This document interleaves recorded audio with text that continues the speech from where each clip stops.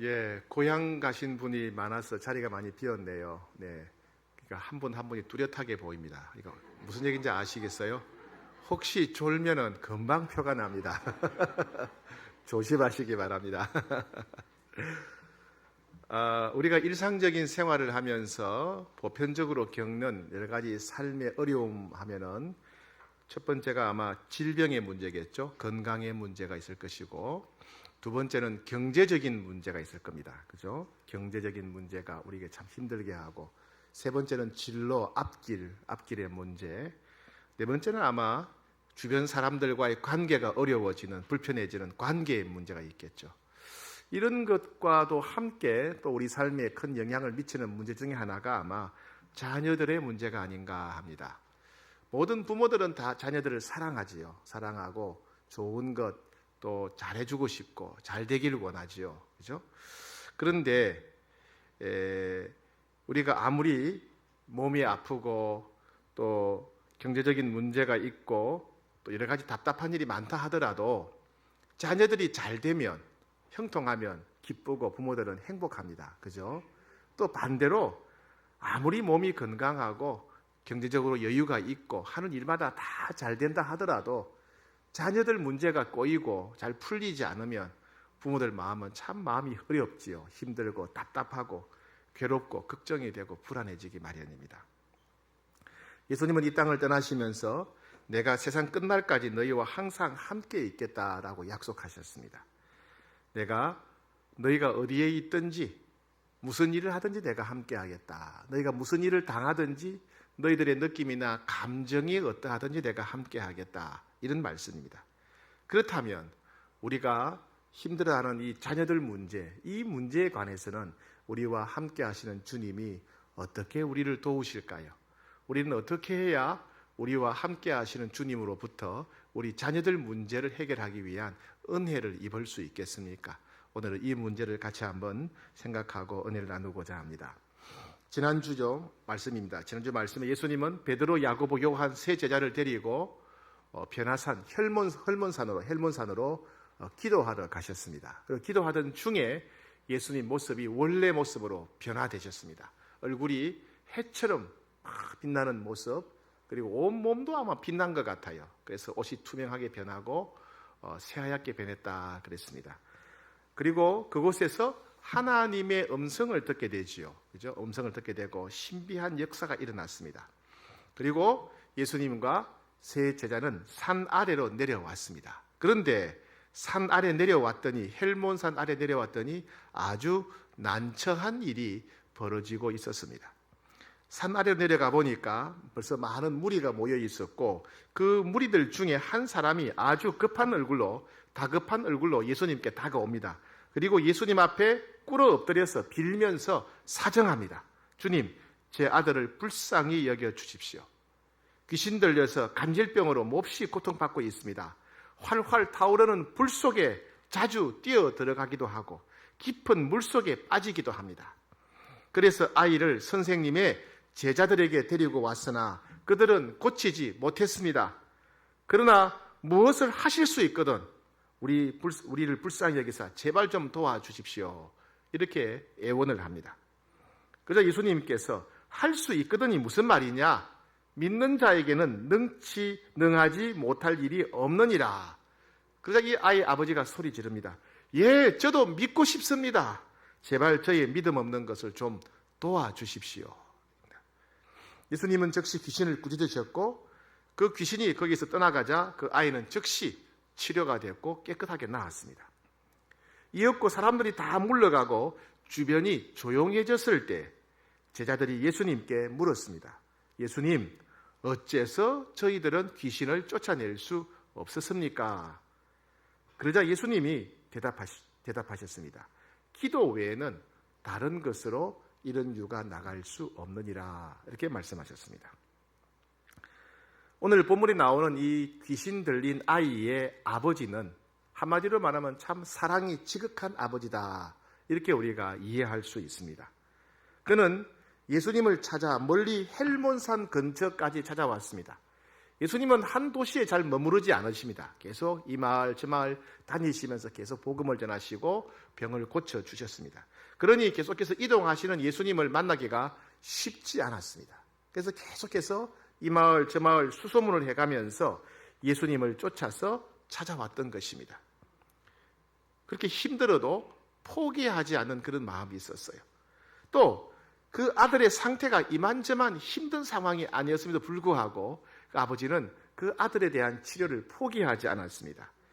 귀신이 그 아이에게 들어갔습니다. 여러분, 귀신이 있습니다. 귀신이 우리가 알듯이 이렇게 흰 소복 입고 입에 칼 물고 피 흘리면서 하는 그거는 우리가 상상해 놓은 거고, 전설의 고향에 나오는 건 상상에 만든 것이고, 실제로는 귀신이 있는데 눈에 보이지 않지만은 있습니다. 천사가 있듯이 성령님이 역사하듯이 귀신이 사람 안에 들어올 수가 있어요. 한 사람 안에 귀신이 들어오게 되면 그 사람의 생각과 마음을 파괴합니다. 한 사람의 인격을 마치 짐승처럼 파탄에 이르게 합니다. 심지어 귀신은 그 사람이 스스로 자기 목숨을 끊게 만들기도 합니다. 데가볼리 지방에 한 사람을 괴롭혔던 군대 귀신, 이 귀신은요, 그 사람으로 하여금 집을 뛰쳐나가게 만들었어요. 들판을 뛰어다니면서 소리 지르게 막 살게 만들고, 그리고 심지어 돌로 자기 몸을 때려서 자기 몸을 자해해서 온몸이 깨지고 찢어져서 죽을 지경에 되도록 만들었습니다. 결국에는 이 귀신이 그 사람을 갈릴리 호수에 빠져 죽게 만들고자 했던 것입니다. 아마 예수님을 만나지 않았더라면 물에 빠져 죽었을 것입니다. 이 아들을 사로잡은 귀신도 이 아이로 하여금 갑자기 거품을 물고 쓰러지게 만들 뿐 아니라 활활 타오르는 불 속에 뛰어들게 했답니다. 아이로 하여금 아이의 생각과 마음을 조작해서 그 아이로 하여금 활활 타오르는 불길 장작불에 뛰어들게 합니다. 그럼 아이가 몸이 어떻게 되겠습니까? 깊은 물 속에 빠지게 합니다. 얼마나 끔찍했겠습니까? 틀림없이 이 아이는 활활 타오르는 불길에 뛰어들었으니 온몸이 불에 대여서 큰 화상을 입었을 것입니다. 그죠? 그 화상의 흉터 또한 너무나 끔찍했을 것입니다. 그럼에도 불구하고 이 아버지는 아들을 포기하지 않고 계속해서 귀신을 쫓아내기 위해 아들을 데리고 헬몬산까지 예수님을 찾아왔던 것입니다.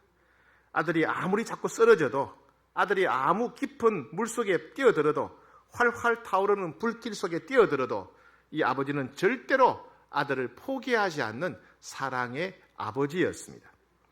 그는 예수님께 믿음이 없다고 야단을 맞기도 했습니다.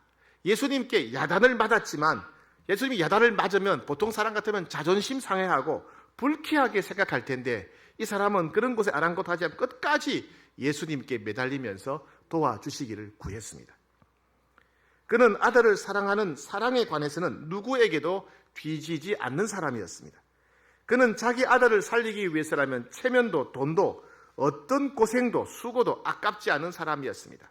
아마 자기 아들을 살리기 위해서라면 자기의 생명까지도 기꺼이 내놓을 수 있는 사람이었습니다. 모든 부모는 이와 같이 지극한 사랑으로, 정성으로 자녀를 사랑합니다. 특히 한국의 부모들은 그 뜨거운 교육열이 너무 열렬하기로 전 세계적으로 소문이 나와 있죠. 그죠? 한국 부모님들의 교육열. 한국에서는 아이가 태어나자마자 한국말도 제대로 못하는데 외국어를, 영어를 반복해서 들려줍니다. 영어도 잘하고 한국어도 잘하는 얘기죠. 또 부모들은 어릴 때 만화책밖에 안 봐놓고 애들한테는 각종 명작, 위인, 전기, 역사책 전절로 사서 방 전체를 도서관으로 꾸며놓습니다. 그리고 선행학습을 하지요. 유치원 때 초등학교 과정 끝내놓고, 또 초등학교 때 중학교 과정 끝내놓고, 그래서 중학교를 졸업하게 되면 이미 대입 선발 과정이 다 준비되게 만드는 선행학습을 합니다. 자신은 못 먹고 못 입고 대충 살지만 아들, 딸들에게는 좋은 것, 가장 좋은 것, 멋진 것, 편한 것 주고 싶어 합니다. 명품 사주고 싶어 하고, 머리에 좋다는 약을 지어 먹이고, 그렇죠? 먹고 싶어 하는 것이 있다면 카드 외상으로도 사다 줍니다. 나중에 결혼하게 되면 고생할까 봐 집도 사주고 차도 사주고 땅과 건물까지 마련해 줍니다. 아마 할 수만 있다면 더 좋은 것, 더 많은 것을 한없이 주고 싶은 것이 모든 부모들의 마음이지요. 이렇게 사랑이 지극한 부모들에게 예수님이 대답하셨습니다. 말씀하셨습니다. 그것만으로는 부족하다. 부모들아, 너희들 그것만으로는 부족하다. 너희는 믿음이 있어야 된다. 믿음이 있어야 된다라고 말씀하셨어요. 너의 아들이 깨끗하게 낳으려면 믿음이 있어야 된다.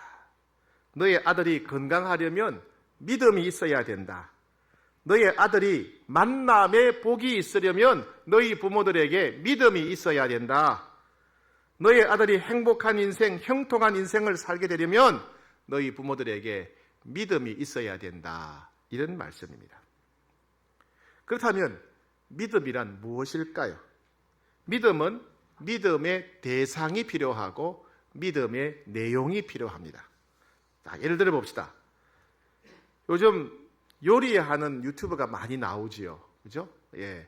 처음 할 때는 보니까, 요리할 때 보니까 뭐 소금 몇 그램, 뭐 간장 몇 그램, 꼼꼼하게 저울도 없는데 저거 어떻게 하나 그랬는데 요즘은 대충 하더라고요. 예. 간장 뭐 어떻게 조금, 뭐 소금 한 꼬집, 뭐 대충 넣으라는 겁니다. 그런데 이 사람은 그렇게 대충 넣어도 맛이 있다는 것을 압니다. 왜요? 자기 경험이 있으니까. 내가 경험을 볼 때 대충 넣어도 맛있다. 자기 경험과 지식을 믿는 거죠. 그죠? 자기 경험과 지식을 믿는 거죠. 옛날에 그 설 때나 뭐 이렇게 장터에 가게 되면 차력술사가 있었어요. 그죠? 차력술. 막 쇠를 막 구부러뜨리고 막 그 나무를 부러뜨리고. 요즘은 차력술사는 없지만은 태권도 하는 분들이 격파를 하죠. 기왓장을 막 깨고 장판을, 송판을 막 깨고 그러는데 그 차력술 하는 사람, 태권도 격파하는 사람은 자기 자신의 힘을 믿어요. 내가 때리면 부서질 거다. 내가 치면 깨질 거다. 이런 믿음이 있어요. 자기 자신의 힘에 대한 믿음, 자기 능력에 대한 믿음이죠. 그죠? 예. 이와 같이 경험을 믿거나 돈을 믿거나 지위를 믿거나 혹은 내 힘을 믿거나 이건 세상 사람들이 믿는 믿음이죠. 나는 할 수 있다. 저 사람은 할 수 있다. 이런 거죠. 그러나 우리가 믿는 믿음은 그런 믿음이 아니에요. 사람을 믿는 믿음, 사람의 능력을 믿는 믿음, 사람의 경험과 지식을 믿는 그런 믿음이 우리는 아닙니다. 자, 우리는 지난주에 큐티를, 새벽 기도를 마태복음을 하고 했죠. 그죠? 마태복음을 보게 되면 요셉의 이야기가 나옵니다. 요셉이 마리아와 약혼을 했는데 충격적인 소식을 듣습니다. 마리아가 임신했다는 소식이었어요. 약혼은 했지만은 아직 결혼식을 안 올렸기 때문에 동침을 안 했습니다. 아직 동침하지 않은 신부가 벌써 임신을 한 거예요. 그러니까 요셉이 충격을 받죠. 그래서 파혼을 해야 되겠다. 파혼해야 되겠다라고 생각을 합니다. 근데 그때 천사가 달려와서 하나님의 말씀을 들려줍니다. 이 마리아는 외간 남자하고 자서 임신한 게 아니다. 하나님의 능력으로 임신한 거다. 하나님의 능력으로. 그리고 마리아가 낳게 될 아기는 하나님의 능력으로 된 아기로서 인류를 구원할 자시다. 그 이름도 하나님이 구원하신다라고 하는 뜻을 가진 예수라고 하는 이름을 지어주라. 천사가 그렇게 하나님 말씀을 전해줍니다. 그런데 만약에 요셉이 이 천사의 말을 믿지 않았다면 어떻게 행동했을까요? 아이고, 기분 나쁜 개꿈 꿨네. 그죠? 그리고 마리아와 파혼하고 마리아를 내쫓고 혹시 이 아들에게 이름을 지어준다면 뭐라고 지었겠습니까? 갑돌이나 철수라고. 혹시 이름 철수 있는 분 있으면 죄송합니다. 그런 이름을 짓지 않았겠어요? 그죠? 근데 요셉은 갑돌이나 철수라고 이름을 짓지 않고 아내를 맞이한 다음에, 마리아를 아내로 맞이한 다음에 태어난 아기에게 이름을 뭐라고 지었다? 예수라고 지었다. 예수. 그것은 요셉은 천사가 전해준 하나님의 말씀을 그대로 믿었다. 마리아를 잉태하게 한 하나님의 능력을 믿었고 하나님의 말씀을 믿었다. 이런 뜻이죠. 믿음이란 하나님이 어떤 분인가, 예수님이 어떤 분이신가에 대한 믿음이에요. 믿음이란 하나님이 주신 말씀, 예수님 주신 말씀을 그대로 믿는 것, 이게 우리가 원하는 믿음입니다. 여러분, 구약 시대 이스라엘 백성들도 믿음이 중요했습니다. 이스라엘 백성들이 애굽을 탈출해서 출애굽해서 광야에서 40년을 보내게 되는데 거기는 길이 없었어요. 길이. 신호등이 없었어요. 내비게이션이나 지도가 없었어요. 그럼에도 불구하고 그들이 40년 동안 지냈던 비결은 뭐냐면 살아계신 하나님이 계획을 가지고 우리를 가장 안전한 길로, 가장 복된 길로, 우리에게 주고자 하시는 땅으로 우리를 인도하신다라고 하는 하나님의 능력과 계획에 대한 믿음이 있었어요. 만약에 이스라엘 백성들이 하나님을 믿지 못했다면, 하나님의 약속, 하나님 말씀, 하나님의 능력을 믿지 못했다면 어떻게 되었을까요? 200만 명이 되는 사람들이 각자 사방팔방으로 흩어졌을 거예요. 난 이리로 갈래, 난 저리로 갈래, 흩어졌을 것입니다. 그들이 40년 동안 구름 기둥을 따라다녔다는 이야기는 그들은 하나님의 능력을 믿었다, 하나님의 약속의 말씀을 믿었다는 이야기예요. 즉 이스라엘 백성들에게도 뭐가 필요했다? 믿음이 필요했다. 여러분, 요셉도 마찬가지예요. 요셉은 형이 요셉을 죽이려고 했죠. 그래서 어떻게 돼가지고 애굽의 노예로 팔려갑니다. 여러 가지 시험 끝에 억울한 누명을 쓰고 감옥에 갇힙니다. 그럼에도 불구하고 요셉은 하나님이 지금 나와 함께 하신다라고 하는 믿음을 가졌어요. 하나님이 지금 나와 함께 계시다는 믿음을 가졌어요. 만약에 요셉이 그런 믿음이 없었다면 어떻게 되었을까요? 그는 유혹에 금방 넘어갔을 거예요. 하나님이 안 계시니까. 그리고 감옥에 갇혔을 때 좌절했을 것입니다. 좌절. 다윗도 억울한 누명을 쓰고 10년 동안 도망 다녔습니다. 더 이상 피할 곳이 없어서 적국, 적의 나라의 블레셋으로 도망갔습니다. 그러나 다윗은 하나님이 자기를 보호하시고 인도하시고 하나님이 자기에게 주신 약속을 지키실 것이다, 하나님은 반드시 소원을 이루실 것이다 라고 하는 믿음을 가졌습니다. 다윗이 이런 믿음이 없었다면 사울을 몇 번이나 죽였을 것입니다. 그렇죠? 몇 번이나 죽였을 거예요. 그리고 그런 믿음이 없었다면 다윗은 사울처럼 또 다른 폭군이 되었을 것입니다. 엘리야는 3년 6개월 동안 비가 계속 오지 않았습니다. 그러나 하나님께서 비를 주겠다라는 말씀을 주신 것을 들었습니다. 그래서 엘리야는 하나님이 말씀하신 대로 반드시 비가 올 줄 믿고 갈멜산 위에 올라가 꿇어 엎드려 기도했습니다. 만약에 엘리야가 하나님의 말씀을 믿지 않았다면 어떻게 했을까요? 그는 기도하지 않았을 거예요. 뭐 기우제를 지내거나 다른 일을 했겠죠. 그죠? 엘리야는 믿음의 사람이었어요. 다니엘도 마찬가지입니다. 다니엘은 하나님을 믿고 의지하는 자를 하나님이 책임지신다, 보호하신다, 돌보신다는 믿음이 있었습니다. 만약에 다니엘에게 이런 믿음이 없었다면 그는 바벨론 사람들, 강대국인 바벨론 사람들의 이방 신을 의지했을 것이고 이방인을 따르는 삶을 살았을 것이고 이방인의 권력을 두려워했을 것입니다. 하지만 그는 하나님이 살아계시고 하나님을 의지하는 자를 하나님이 도우신다는 것을 믿었기 때문에 그런 믿음의 선을 긋고 행동할 수가 있었던 것입니다.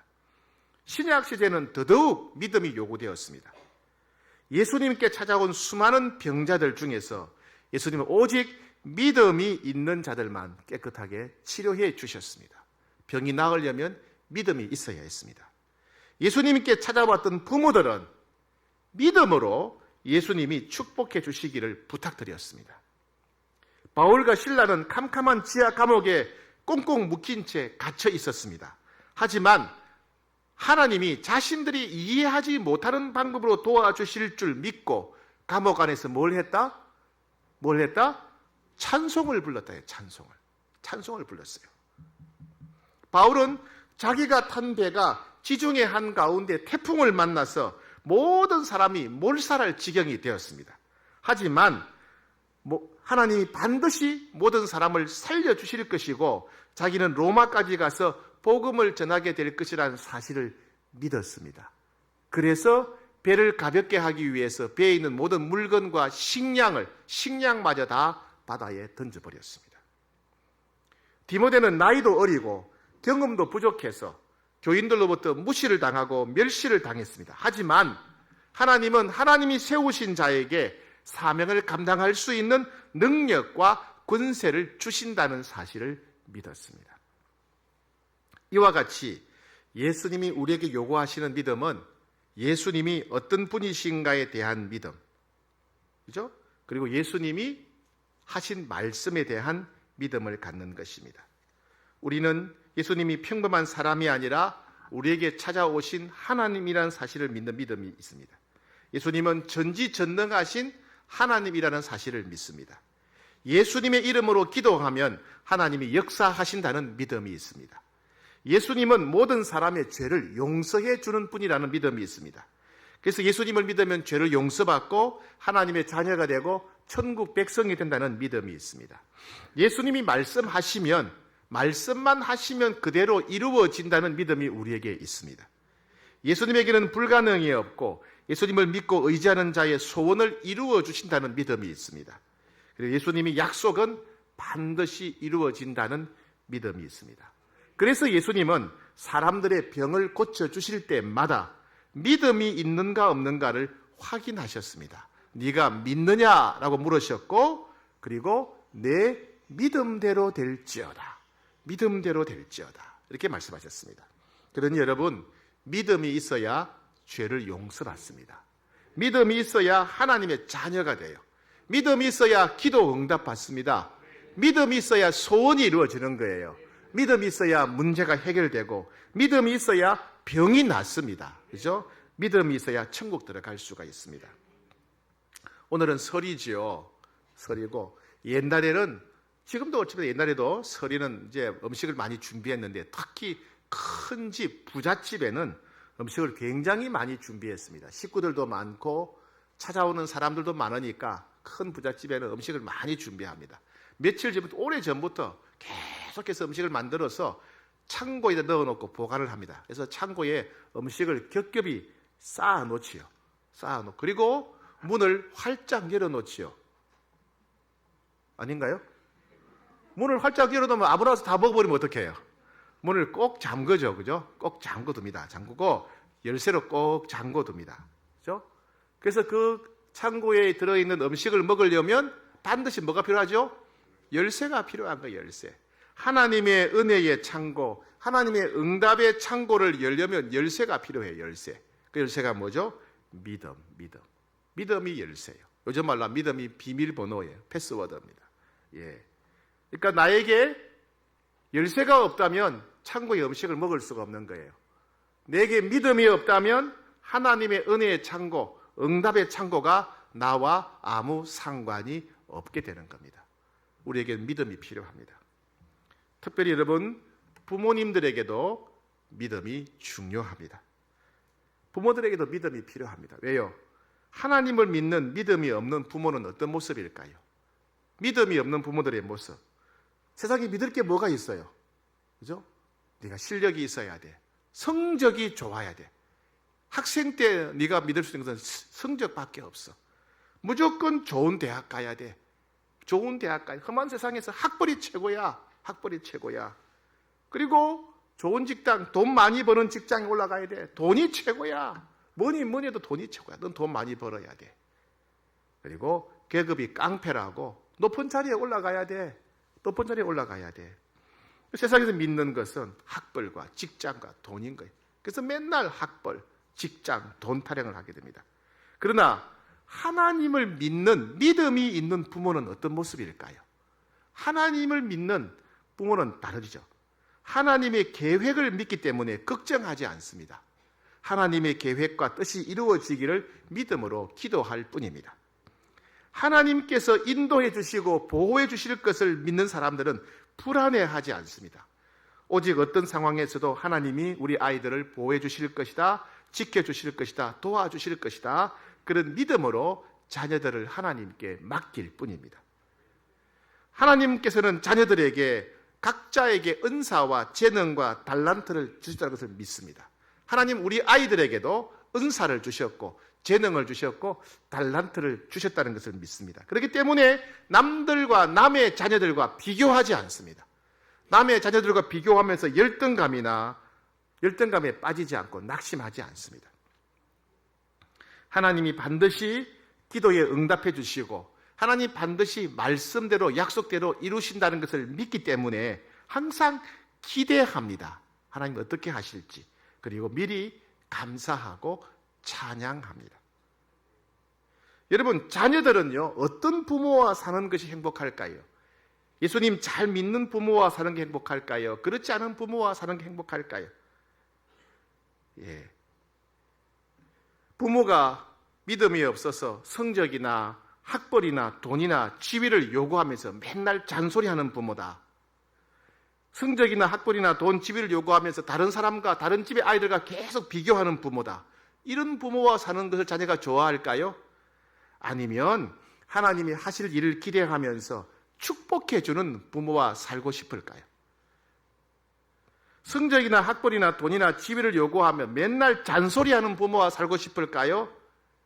성적이 떨어져서 월급이 적어서 맨날 열등감에 빠지고 짜증내고 우울해하는 그런 부모와 살고 싶을까요? 아니면 하나님을 믿는 믿음이 있기 때문에 하나님이 하실 일을 기대하면서 항상 감사하고 기뻐하고 평안이 가득한 부모와 살기를 원할까요? 우리는 어떤 부모로 살 것인가 선택해야 됩니다. 선택. 믿음이 없어서 자녀들에게 불안해하고 분노하는 그런 부모로 살 것인가, 아니면 하나님을 믿기 때문에 자녀들에게 희망을 주고 용기를 주고 평안을 주는 그런 부모로 살 것인가, 우리는 선택해야 됩니다. 요셉과 같은 그런 믿음 있는 부모가 되어야 되지 않겠습니까? 마리아처럼 믿음 있는 부모가 되시기를 축복합니다. 자녀를 위한 사랑, 누구나 다 있지요. 그죠? 자녀를 위한 사랑만큼은 여러분 뒤지지 않을 겁니다. 주님은 자녀를 위한 사랑 위에 예수님을 믿는 믿음을 더해야 된다. 자녀를 사랑하는 부모 위에 예수님을 믿는 믿음을 가진 부모가 되어야 된다. 이렇게 말씀하십니다. 너희가 돈은 없더라도 믿음은 포기하지 않는 부모가 되어야 된다. 너희가 자녀를 완전히 뒷받침해 줄 능력은 없더라도 믿음은 양보하지 않는 부모가 되어야 된다. 그렇게 말씀하십니다. 그렇다면 이 믿음은 어떻게 해야 생겨날까요?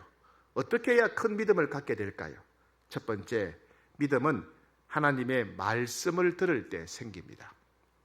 로마서 10장 17절에 들음에서 나며 들음은 그리스도의 말씀으로 말미암느니라 그랬습니다. 하나님의 말씀을 들을 때 하나님에 대한 믿음이 생긴다는 거 당연한 거죠. 예. 부모들도 하나님의 말씀을 들어야 하나님을 믿는 믿음이 생깁니다. 그런 여러분 부모들은 성경 통독하셔야 돼요. 성경 읽으셔야 됩니다. 그래야 믿음이 생기는 거예요. 성경 필사하셔야 돼요. 성경 필사. 성경 묵상하시고 예배 때마다 설교를 잘 들으셔야 돼요. 졸지 말고. 그래야 믿음이 생깁니다. 믿음 있는 부모가 되려면 매일 일어나자마자 큐티하고 새벽기도 하는 것이 우선순위가 되어야 됩니다. 일어나자마자 TV를 켜고 핸드폰을 막 만지고 이런 분들 믿음이 성장하기가 어렵지요. 왜요? 주님의 말씀을 듣지 않기 때문에 그렇습니다. 믿음 있는 부모가 되려면 예배가 삶의 우선순위가 되어야 됩니다. 항상 주일 성수해야 돼요. 마음과 정성을 다 예배드리고 설교 말씀에 귀를 기울이고 그 말씀을 가슴에 새기고 살아야 됩니다. 그래야 큰 믿음을 가진 부모가 될 수 있습니다. 두 번째, 믿음은 기도할 때 생깁니다. 기도해야 믿음이 생깁니다. 제자들이 예수님께 물었습니다. 예수님, 저희들에게는 왜 이런 일이 일어나지 않습니까? 저희들은 왜 귀신을 쫓아내지 못했습니까? 근데 예수님 말씀이 기도 외에는 다른 방법이 없다. 너희가 기도하지 않기 때문이다. 이렇게 답변하셨습니다. 여러분, 믿음 있는 부모가 되려면 기도하는 부모가 되셔야 됩니다. 자녀들에게 축복의 통로가 되는 부모가 되려면 기도하는 부모가 되셔야 됩니다. 자녀를 위해 기도해야 한다는 것을 기억하는 부모는 많습니다. 그러나 시간을 따로 떼어놓고 자녀를 위해 기도하는 부모는 많지 않습니다. 자녀를 위해서 하는 부모의 기도가 축복의 통로가 된다는 것을 아는 부모는 많습니다. 그러나 자녀를 위해 기도하는 시간을 따로 떼어놓고 기도하는 부모는 많지 않습니다. 사도 바울 이후로 가장 위대한 학자를 꼽으라면 어거스틴이라는 사람을 꼽습니다. 어거스틴은 기독교 신학을 정립한 결정적인 초석이 된 위대한 믿음의 사람입니다. 하지만 이 어거스틴은 청년 시절을 너무나 방탕했기 때문에 부모님들의 우한덩어리 근심거리였습니다. 어거스틴은 10대 때부터 불량배들과 어울려서 온갖 나쁜 짓은 골라서 다 하고 말 그대로 불량 청소년이었습니다. 도둑질도 하고 성적으로 방탕하게 보냈습니다. 20대에는 정식 결혼도 하지 않은 채 한 여자와 동거하면서 사생아를 낳기도 했습니다. 그리고 당시에 기독교 이단이었던 만이교에 빠지기도 했습니다. 이단에 심취했다는 거지요. 그러니 부모가 얼마나 애가 탔겠습니까? 그러다가 32살 되던 해에 이 어거스틴은 소낙비와 같은 눈물을 흘리면서 회개하고 예수님께로 돌아오게 됩니다. 과거한 모든 죄를 다 끊어버리고 예수님께로 돌아오게 됩니다. 이 어거스틴이 돌아오기까지는 그의 어머니 모니카의 기도가 결정적이었습니다. 그의 어머니는 그 아들이 10대, 20대 때 한참 방황할 때 눈물로 기도한 자식은 결코 망하지 않는다는 말씀을 명심했습니다. 눈물로 기도한 자식은 결코 망하지 않는다. 이 말씀 붙잡고, 이 약속 붙잡고 날마다 어거스틴을 위해서 눈물로 기도했습니다. 모니카는 하나님이 그의 아들을 돌아오게 할 것이라는 것을 믿음을 결코 잃지 않았습니다. 어거스틴은 후에 참회록에서 그의 어머니의 믿음과 눈물의 기도에 대해서 이렇게 기록했습니다. 나를 위해 펼쳐주신 하나님의 손은 이 깊은 흑암으로부터 나를 건져주셨습니다. 이는 나의 어머니가 무릎 꿇고 눈물로 하나님께 기도한 까닭입니다. 하나님의 신실한 여종인 나의 어머니는 보통 어머니들이 죽은 자식을 위해서 우는 것보다 살아있는 나를 위해서 더 많이 우셨습니다. 어머니께서 늘 기도하시던 곳은 눈물로 바닥이 흥건하게 젖곤 했습니다. 하나님은 아들을 위해 흘린 눈물의 기도를 들어주셨고 그 눈물을 멸시하지 않으셨습니다. 이렇게 기록했습니다. 사랑하는 여러분, 기도하는 부모가 되시기를 축복합니다. 기도하기를 절대로 포기하지 않는, 기도하기 때문에 자녀를 포기하지 않는 그런 부모가 되시기를 축복합니다. 기도를 통해 자녀들에게 축복의 통로가 되는 부모가 되시기를 축복합니다. 그래서 여러분, 큰 믿음을 가진 부모가 되시고 위해서 늘 말씀의 귀를 기울이고 항상 기도하는 그런 부모 되시기를 축복합니다.